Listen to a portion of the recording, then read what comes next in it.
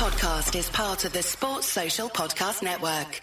Thanks for choosing this free Anfield Index podcast. If you'd prefer to listen to this or any of our other shows without adverts, then now's the time to check out Anfield Index Pro. With AI Pro, you can supercharge your entire listening experience. You'll not only get all of our podcasts without the ads, but you'll have them far faster with our quick publish feature available exclusively for subscribers. AI Pro also puts you in the heart of our sound studio, with an option to listen to many of our shows live and interact with the podcasters in real time as the shows are recording. Upgrading couldn't be easier. AI Pro is available on all popular podcast platforms, and we have our own apps for Apple and Android. Just head on over to AnfieldIndexPro.com and get started today. Good morning, good afternoon, good evening, wherever you are, whatever you're doing, and welcome to part 2 of the Songs of Anfield, ladies and gentlemen. Part 2, if you know your Hot Shots history. Now, maybe there'll be a surprise in this one, maybe there won't, but the votes, the comments, everything has been counted, and, well, I'm not just going to go straight into it, but I am going to introduce my regular guest. So I've got with me, as ever, David Jaggs, frontman of the Ragamuffins, Jaggsy to me and many of his mates. Jaggsy, how are we? Feeling it today, Dave. Yesterday took its toll, I think, but all good. I did wonder, because as we all know, Jaggsy is one of the residents at Hotel Anfield, and after yesterday's insanity, last minute or last late scenes, I did wonder what his voice would actually be like. But is it hanging on? Are you still with us, Dave? I feel fine. Which may give you, ladies and gents, a bit of a guidance as to the next tune on the block, so to speak. So as we say, the votes have been counted. We had part 1 where we talked about band culture, and now we're moving into part 2. So what are the songs, ladies and gents, that you've been voted for, that you've cast your comments, etc. for? Well, here it is. Now, Jaggsy, you said, I feel fine. You'd probably guess, ladies and gents, and I'll let you insert the description you want to here. I feel fine. The Jurgen song. Jurgen said to me is also a comment that we got, Jaggsy. Now, I know you are, and I want to be clear on this, and fair, sort of a Beatles aficionado, a bit of a Beatles nerd, for want of a better term, as you called yourself. Are you pure on this? Is it I feel fine? Do you like it called the Jurgen song? Jurgen said to me. Honest thoughts? I think if it's me, I'd say I'd just call it I feel fine, just because if I'm doing a set list for the rest of the band and I write the Jurgen song, because we play the Jurgen Klopp na na na na na as well. Yeah. Obviously we recorded that and put that on the Unity is Strength record. Yeah. There might be a bit of contention, and so it's nice to have that sort of clarity and be like, right, I feel fine. There we go. I mean, if people want to call it whatever they want, if they call it the Jurgen song, I suppose that is contentious. Because the other one was there before, and I mean, obviously. Yeah, so I personally call it I feel fine, but I think people know you kind of know what you mean by that now, and I think it has become the default Klopp referencing song. I think that is a fair shout. I mean, it's an interesting one because, I might be wrong on this. I tend to think you hear it when we're doing well type of thing, but is it in your... Because I know we talked about this at length. You've got a defined set. You maybe choose to build it up. Is it in your set at the moment, pre or post match? Is it one that you've got thinking we'll turn to?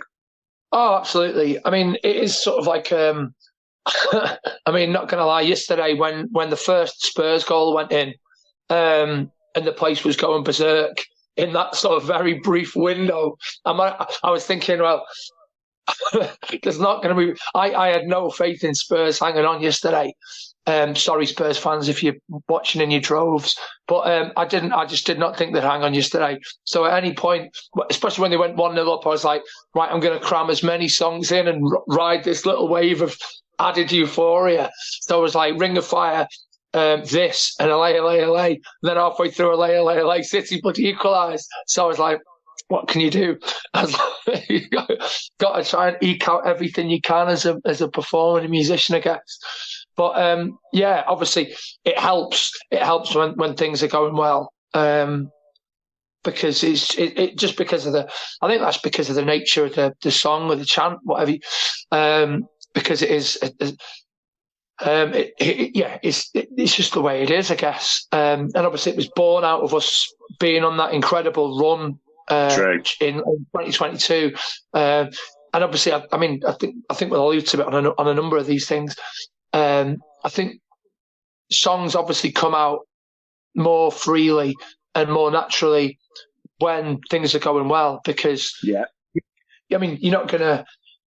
Even though I think sometimes players would need songs in down moments. Yeah. And arguably our biggest and most famous song is about being together in moments of adversity as opposed to moments of triumph. It's harder to say, maybe, hey, we should write a Darwin Núñez song when he's skyding over the bar in the last minute against Luton, isn't it? So, it's just how it is. It's just, so, we've seen today people writing songs about Endo, doing things. There's like a Trent song for Salt and Pepper doing the rounds, things like this. It's like, it's a lot easier to get those songs into the public consciousness when things are going well, just because that's just how it is. Yeah, it's absolutely fair. And do you know what? Who knows? If this season had been last season when we know how bad the start was, I just have a gut feeling this might not have been in the mix, shall we say. Yeah. But a good start to the season helps the votes. And listen, if we're hearing it, it tends to be fully understand people that things are going well, which we all want to happen. The music itself, Jaggsy, God, it's such a distinct tune. But taking aside the Beatles bit for now, I remember, I don't know if you remember this. I'm not saying it came from nowhere, but it kind of seemed to me like there was a few fellas in a pub singing it, and then all of a sudden it was everywhere. Do you kind of remember it that way? Do you remember when you first heard it? Yeah, it was that sort of. I forget which Euro away it was. It wasn't Villarreal. It was before Villarreal. I'm thinking what. I'm trying to remember what our European run was. Was it Inter? It might have been Inter. It might have been something. It might have been Benfica. Because was it Inter then Benfica or Benfica then Inter? In Benfica, wasn't it? And then it'd have been some fellas in a pub in Lisbon and doing that. And if anything, I think the way that fan culture has changed and the way that songs get picked up through the internet. I think this is the kind of song where even a couple of years ago, these fellas might have been singing this song, and it might have taken a long time for that to kind of permeate into the wider consciousness of our supporter base, because you'd have to have, a good number of aways. You'd hear it on an away ground, and then the lads who were on the away might be together at the back of the Kop in 305, 306, and all of a sudden it'd start taking off. Whereas now, if a song like that happens, then bang, all it takes is one fella filming it, and it goes viral, and then everybody knows it before you know it. And then if it is something like this, and you've got this sort of wave of euphoria, and we're looking at doing something unprecedented in the game, never mind unprecedented in our storied history as a club, then it just takes off. And I think that was amazing, because even later on in that run, I remember before Paris, there was that the song to the ballad of John and Yoko, and a fellow was just playing that on acoustic guitar on one of the buses going over to Paris, and it was just like and that took off, and people were singing that all over the place. So it's mad, like something like that happening. But that was it. And then, like you say, it was just everywhere. And it got quite a bit of grief from like opposition supporters. True.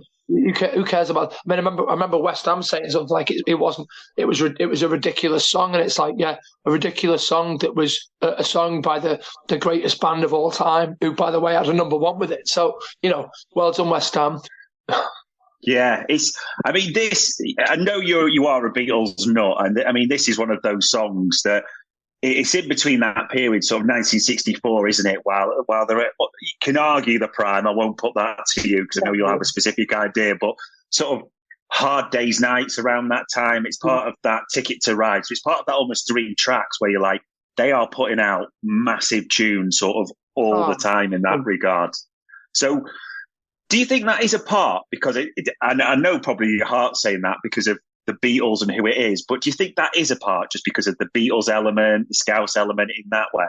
I mean, I'd say it's always going to be an easier sell if you write a Liverpool song to a Beatles tune, then it's going to be an easier sell to the fan base at large, really, because I think sometimes, I mean, without being funny, if you're writing a song to like, I mean, I know there are a lot of people trying to do that, the Peggy Goo song to something, trying to get that going. And it's going to be a hard sell to like an old fella who's never even heard of Peggy Goo. And he's like, Peggy who? So it'd be like that kind of, so it'd be a harder sell to get them to sing like on that and something like that. So I don't know whether that's part of it. But it's just a nice little fit, isn't it? It's like it's nice that our anthem comes from a hit single for someone who's from the city. It's nice that this song comes from someone from the city, and it's just it just kind of keeps things nice, I guess, and unified, and gives us a nice nod to a previous great time in our history. True. And we won't go super geeky on this for the magician types, but I think it is important when we do these types of pod that you bring the musicality and the technical element into it. As the research shows us, or the findings, that the key thing that people talk about this track is that feedback, isn't it, from the guitar? It's that first example of that, isn't it? You get that. It's like that. You get that little sort of vibrato on it, and then all of a sudden that feeds back, and you get the nice. So and then it kind of cuts into the little riff, and I won't play the riff because you'll get demonetized. And but yeah, so yeah, it's an amazing song. I mean, like Lennon says, it was like he obviously got influenced by Bobby Parker's song "What's His Step," which. I mean, you could argue that there's loads of different similar songs. There's like Moby Dick by Led Zeppelin as well, which is like another one that's got that sort of that kind of riff. Well, shopping for a car? Yep, Carvana made financing a car as smooth as can be. Oh, yeah? I got pre-qualified instantly and had real terms personalized just for me. Doesn't get much smoother than that. Well, I got to browse thousands of car options on Carvana, all within my budget. Doesn't get much smoother than that. It does. I actually wanted a car that seemed out of my range, but I was able to add a cosigner and found my dream car. It doesn't get much... Oh, it gets smoother. It's getting delivered tomorrow. Visit Carvana.com or download the app to get pre-qualified today. Active military or veteran planning your next career move? Start at Columbus State Community College. When companies like Intel need to fill thousands of new jobs in Central Ohio, they hire Columbus State graduates. Our engineering technology programs equip you with skills and experience to launch a high-tech career in Columbus's fast-growing fields. And our veteran services team will help you maximize your benefits and connect to a supportive campus community. Take the first step. Apply at cscc.edu/engineering tech. But yeah, there's the thing I feel is it always feels like the song's going to be swung like when you hear it, almost like for anyone who's not music. So the actual tune that we sing for Diogo Jota. Where's the number 20 song is Bad Moon Rising. And obviously, Bad Moon Rising is very much a swung song, and the feel when on the riff that George plays, in my head, I always feel it as if it's going to come in swung, and then obviously Ringo comes in with the sort of it's almost like it feels like a conga beat, and it's an incredible pop record. And if anyone ever for me, it's another prime example. If anyone ever has a pop at Ringo as a drummer, I mean, you can have a pop at him for a few things, but we won't go into that. But obviously, as a drummer, he's exceptional, and this is another example of how good he is. So Yeah, unbelievable. Who'd have thought this morning we'd start the day by defending Darwin Núñez and Ringo Starr in the same sort of shows or things? But there you go. I mean, yeah, and it is so distinct. It leads in, if you know your Beatles, like you said, to the Ticket to Ride, even all the way to the end of Get Back, that feedback, that sound. So it is such a distinct sound. And speaking of distinct people, the manager, Jaggsy. Now, the manager, I think this is one of the other unique things about this song, and I kind of get it. I don't think I've ever seen a manager, and I could be on this, Liverpool, release a statement about a song. This is the only one I know that has that association. So I'm trying to think. I know managers will have their preferences, but I genuinely can't think of anything else. And I mean, before we get into the statement itself, what do you think? What do you think? It's not the Jurgen song. I won't put that to you because people will have their debate about that. But it's a distinct Jurgen song. You don't seem to be the biggest fan of it, does it? Well, I would say so. I think I'm sure that he criticised us singing Jurgen Klopp na na na na na, and he said specifically, "Don't sing this until I've won you something." And I'm sure he said something like that.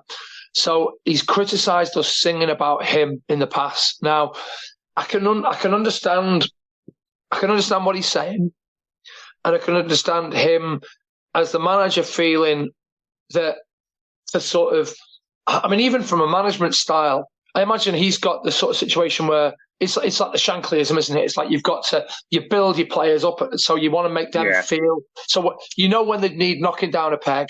And keeping the feet on the ground, but simultaneously he knows that he wants his players to feel like 10 feet tall every time they walk on the pitch. And if I suppose this, I mean, obviously I'm not speaking for Jurgen by any sense, but the way I can imagine it is him thinking, I don't want my players feeling that this success is down to me. I want them to feel the success is down to them. I want them to get all the adulation from the crowd.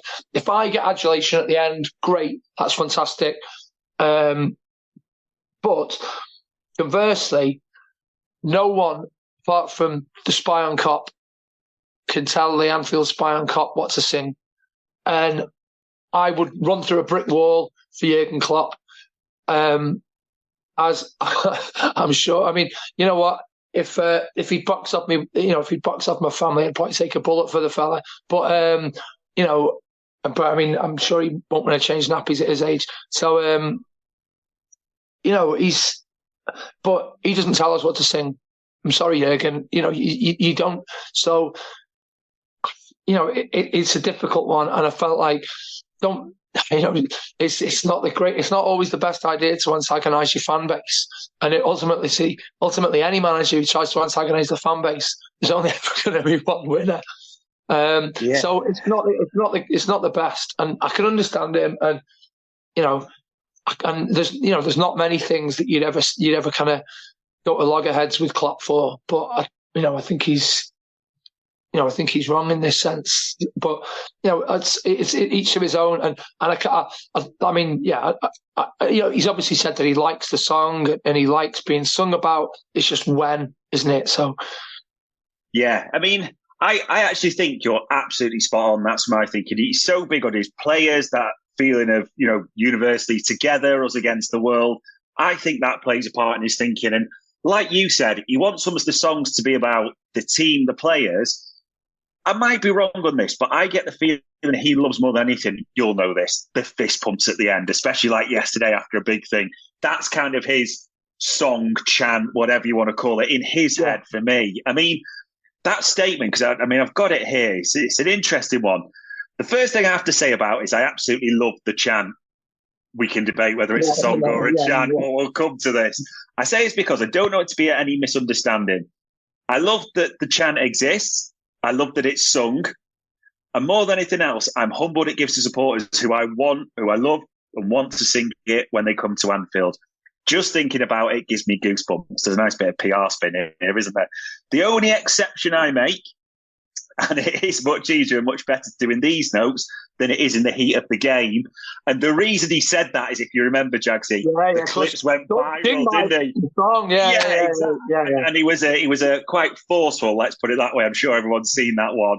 Is that I would love it to become a song for after matches are finished. Quite a lot to unpack in there about chants, songs, thoughts. That's quite specific as well. I mean, with all respect, I mean, you can't. And once again, let's be honest. It'd feel like going over quite old ground and things like this, and especially after he's basically pulled off a managerial masterclass yesterday in terms of the substitute change it and things like that. But when you think about it, it is quite a specific thing to ask. And go, can you only just sing my song at the end of the games? And it's like, all right, mate, yeah. What else do you want? What else do you want us to do?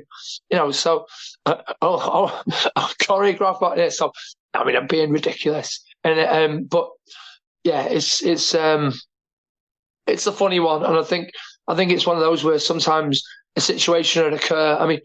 We all do daft things during a game and things like this. Yeah. So if he's kind of, I know this from people I know who are like physios and things on benches, and they get sort of media micromanaged, so they get took to one side, and the kind of classic covering the mouth thing when they're talking that one, God, they get told about that because the cameras are always on them, so they get told like watch it, because if you're lip read going, oh my God, he's crap, and so that kind of thing, the camera will pick you up. So it's almost like you can imagine Jurgen doing that and going, don't play my song, and getting filmed doing it and heard doing it. And he's done that during the heat of the game when he knows the game is still very much live.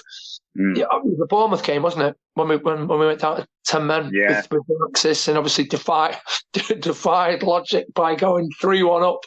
Rather than sitting back and defending, we played better with 10 men than we did with 11, with 9. That was a different game. But yeah. So I almost think he's had to say something. He's had to come out and say something. So and obviously it's going to be a statement that the club has come together and written in coordination with him. So it's one of those, isn't it? I don't really. Yeah. There's not as much. Obviously, being Liverpool, and anything that can generate column inches and clicks is going to be done, isn't it? So I think that's right. The thing at the end of the day. But yeah,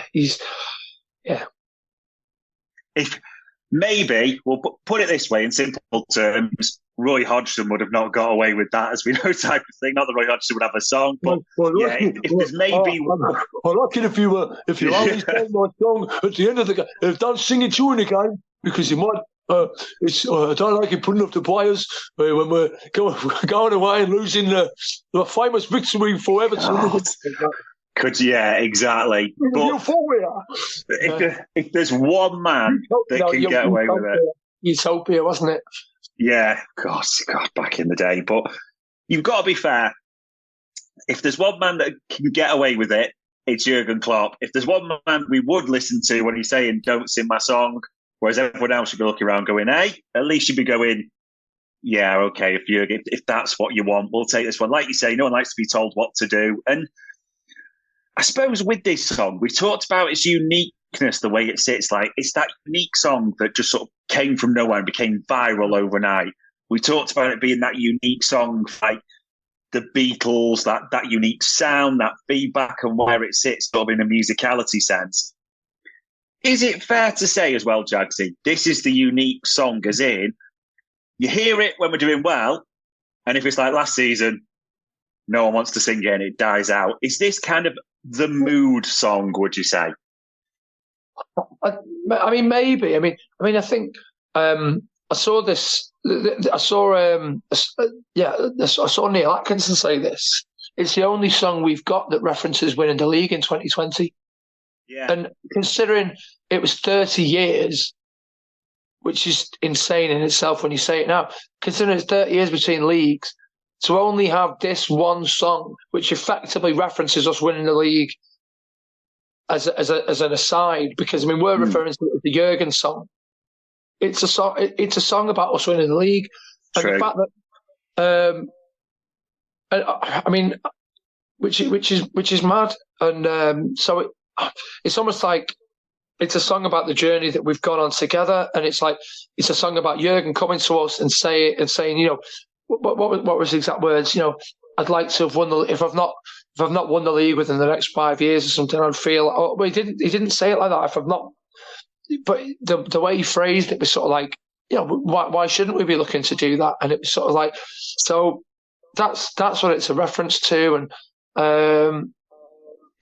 and it's.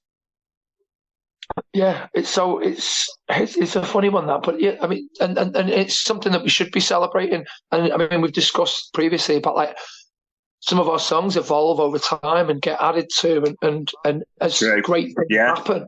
So, I mean, that us finally breaking that duck in the league after so long.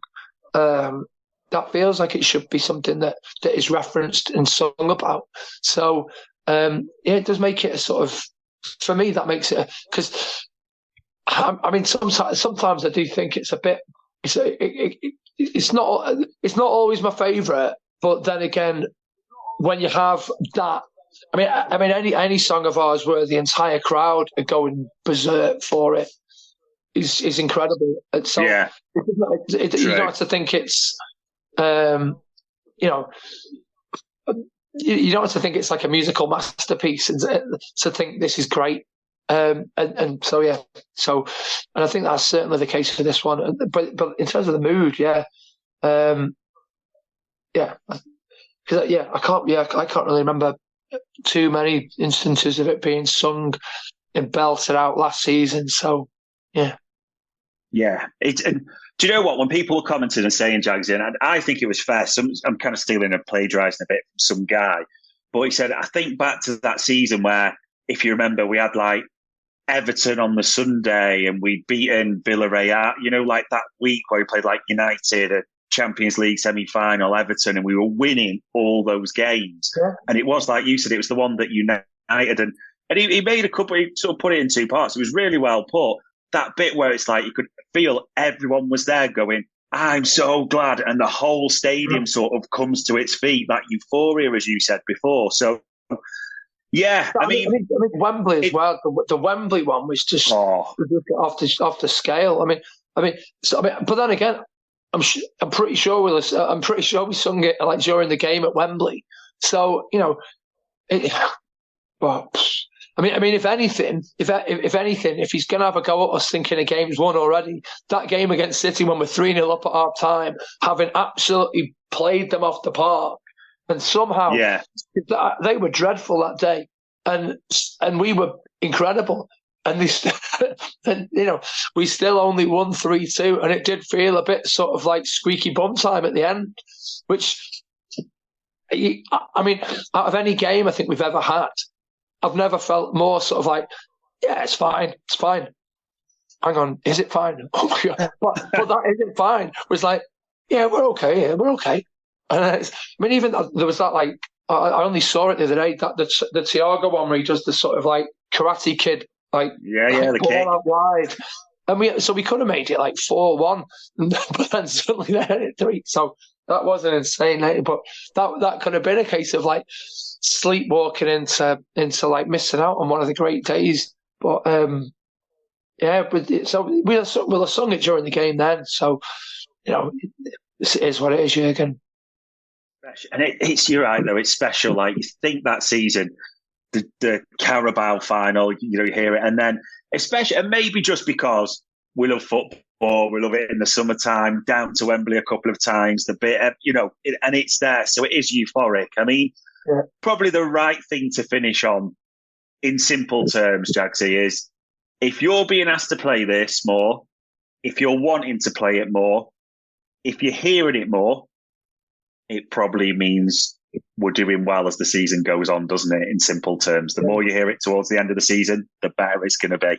Yeah, Dave, I've got to reference the greatest video that I've seen of this. So there's a video from one of the service stations back up. So there's an incredible video of it's just been taken over the service station. There's like lads hanging on banisters, hanging off stairs. It just looks like everywhere is just like like reds everywhere, absolutely everywhere.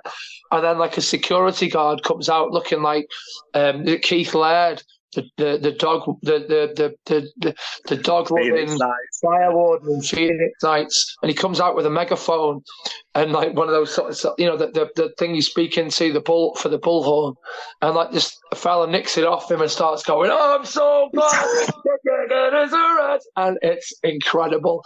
And I must have watched that video like 50 times in a row, just like howling. It's incredible. Like, yeah. What? If we get half of that run this season, then it'll be, it'll just feel incredible. When that just the waves of that season were incredible. Yeah, let's be honest, mate. There's a huge hope. Hopefully with a slightly different outcome against Wolves in the last game, but we'll see. Indeed, yeah. Let's be honest. We hope we're here at Anfield for obvious reasons. We hope we're belting it out at Wembley in London, and we also hope we're belting it out in Dublin, an Ireland type of thing as well. Do you know what? It's got the potential to be one of those seasons. Let's see. And when we revisit this, as we come later on, let's be honest, mate. If we're talking about this again later in the year, something's building in it. So, fingers crossed. But, ladies and gents, that was the Songs of Anfield. That was part 2. That was Dependent, and I'll let you insert it here, the Jurgen song, I Feel Fine, however you wish to describe it. And that was me and David John Jaggs, Jaggsy from the Ragamuffins, which leads me to say, Jaggsy, thank you for your time and your insight, mate. Much appreciated. Good stuff. And ladies and gents, keep your eyes peeled because, as we promised you at the end of each one, Jaggsy will be playing this, so this will be uploaded to all our social media platforms and all our various channels, etc. So, ladies and gents, thank you for listening. That was the Songs of Anfield, part 2. We hope you enjoyed listening to this Anfield Index show. Please be sure to subscribe to our channel so future podcasts find their way to your device automatically. There's nothing quite like fan engagement, and we'd love to know what you think of anything discussed on this show. The best way to get in touch is over on our free Discord community, where both podcasters and listeners debate the hottest LFC topics 24/7. Sign up free now at AnfieldIndex.com/Discord. You won't regret it. You can also follow us on Twitter at Anfield Index and find us on Facebook by searching for Anfield Index. Oh, and before you go, we'd love it if you could leave us a 5-star review on your favourite podcast app. It only takes a couple of seconds, and it means the world to the people who create these free shows. Sports Social Podcast Network.